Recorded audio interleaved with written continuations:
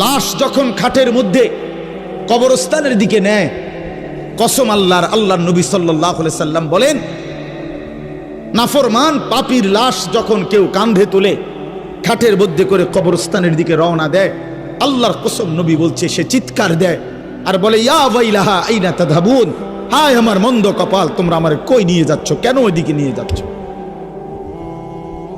রাসূলুল্লাহ সাল্লাল্লাহু আলাইহি ওয়াসাল্লাম বলেন, ওই নাফরমানের চিৎকার আল্লাহর সমস্ত মাখলুকাত, শুধু মানুষ এবং জিন ব্যতীত বাকিরা সবাই শুনতে পায়।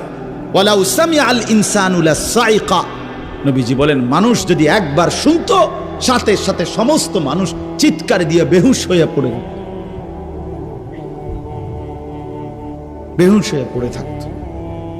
ওরে ভাইয়া, কবরের আযাব না, শুধু ওই খাটিয়াটা নিচ্ছে একমাত্র কবরস্থান, এই সময়ের চিৎকার। আমরা কিতাবে পড়ছি, যদি একবার জীবনে কোনো মহল্লার কোনো মানুষ কোনো নাফরমানের লাশের চিৎকার একবার শুনতো, খোদার কসম